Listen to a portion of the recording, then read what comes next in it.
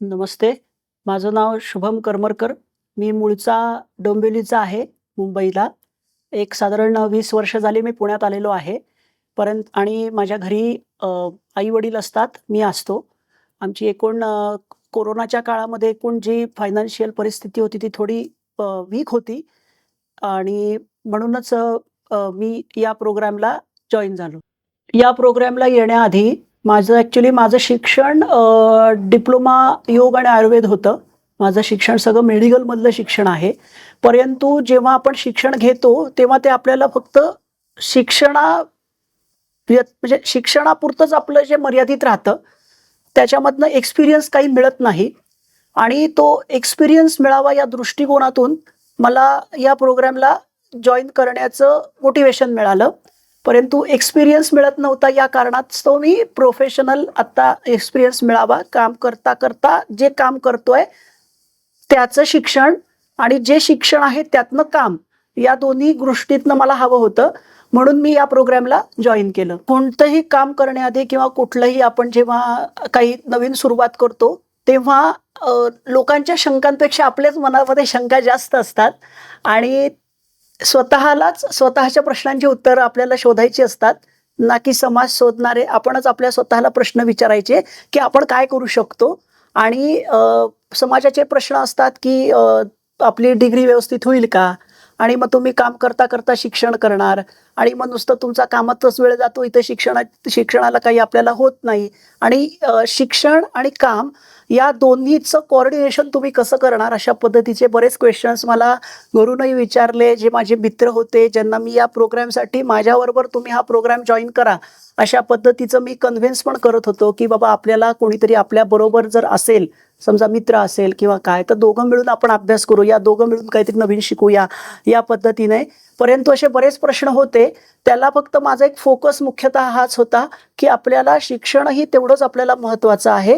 परंतु नुसतं शिक्षणापेक्षा जास्त मला महत्त्वाचं हे आहे, की माझ्यातले स्किल्स, आणि त्या स्किल्सला वाव नुसता पुस्तकी अभ्यासातनं मिळणार नाही, तर आपले जेव्हा आपण प्रत्यक्ष काम करण्याचा अनुभव आपण घेऊ, तेव्हा त्या अनुभवातनं आपले स्किल्स डेव्हलप होतील आणि त्या स्किल्स डेव्हलप झाल्यानंतर आपल्याला नवीन काहीतरी त्याच्यातनं इनोव्हेटिव्ह आयुष्यामध्ये करता येईल. हे उत्तर दिल्यानंतर घरचे पण कन्व्हिन्स झाले आणि जे काही मित्र आहेत त्यांचं काही वैयक्तिक कारणामुळे ते जॉईन नाही करू शकले. परंतु हेच मी जे स्वतःला मोटिवेशन दिलं, सेल्फ मोटिवेशन ज्याला म्हणतात, तशा पद्धतीचं सेल्फ मोटिवेशनमुळे आज मी हा प्रोग्राम जॉईन करतोय आणि माझं व्यवस्थित स्किल पण उत्तम आहे, काम पण उत्तम चाललंय आणि अभ्यासही उत्तम चाललाय. माझं स्वतःचं एवढंच होतं, की आपल्याला जर काही नवीन एक समाजामध्ये एक फिक्स शिक्षण पद्धती आहे. जी शिक्षण पद्धती काय आहे, की मी 12वी झाल्यानंतर कुठल्या तरी कॉलेजला सायन्स, आर्ट, कॉमर्स कुठलाही जो काय असेल माझा विषय, त्याच्यामध्ये मी ॲडमिशन घेणार, 3 वर्ष शिक्षण करणार, 3 वर्षांनी मी जॉब करणार. परंतु माझं स्वतःचं मुख्यतः माझा असाच स्वतःचं मोटिवेशन होतं आणि माझा असा स्वतःचा विचार होता, की जोपर्यंत आपण प्रत्यक्ष काम करत नाही, तोपर्यंत आपण कुठलंही क्षेत्र जरी शिक्षणासाठी निवडलं, तर आपल्याला ते पुस्तकी ज्ञानाबरोबरच शिक्षणही महत्त्वाचं आहे, कामातनं मिळालेलं. म्हणून माझं हे एवढंच होतं, की आपल्याला अनुभव मला जास्त महत्त्वाचा वाटतो. सर्वप्रथम इथे कामाला यायच्या आधी थोडं दडपण होतं, की आपण आजपर्यंत कुठल्याही MNCमध्ये काम केलेलं नाही, कुठल्याही IT क्षेत्रामध्ये आपण काम केलेलं नाही आहे. आणि जेव्हा आपण नवीन ठिकाणी कामाला जातो, तेव्हा आपल्याला एक प्रकारचं म्हणजे एक्साइटमेंट पण असते, थोडं मोटिवेशन पण असतं आणि थोडी भीती मनामध्ये असते. परंतु इथे काम करायला आल्यावर मुख्यतः माझ्याकडे एक जे आपलं व्हिडिओ एडिटिंगचं काम असू दे किंवा जे सोशल मीडियाचं काम असू दे, हे आधी मी करायचो इथे आणि अजूनही तेच करतो आता मी इथे. परंतु इथे काम करत असताना जेव्हा कंटेंट राईट करतो किंवा एखाद्या गोष्टीची स्क्रिप्ट राईट करतो, तर मला हे आधी स्वतःला माहिती नव्हतं, की मी उत्तम लिहू शकतो. जे इथे आल्यावर मला समजलं. म्हणजे जे अप्रायझर आहेत विश्वजित सर, त्यांनी जेव्हा आम्हाला सांगितलं, की हे करमरकर तुम्ही चांगलं लिहिता, तुमच्यामध्ये रायटिंग स्किल चांगली आहे, कम्युनिकेशन स्किल चांगली आहे.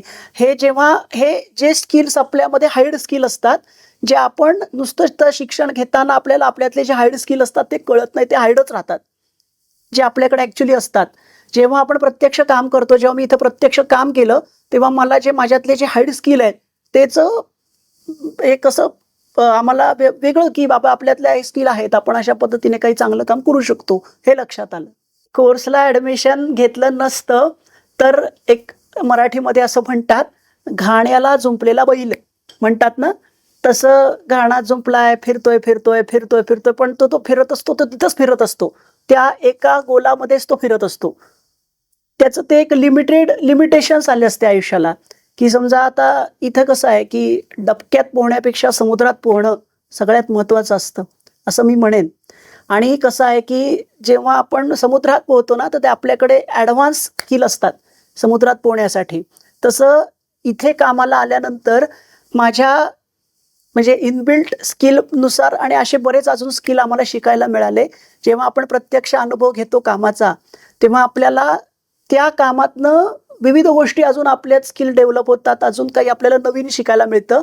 तसं मी म्हणेन, की या कोर्सला ॲडमिशन जर मी घेतलं नसतं, तर माझ्यातले स्किलही डेव्हलप झाले नसते आणि नवीन जे काही आपल्याला शिकायला मिळतंय आता, तेही शिकायला मिळालं नसतं.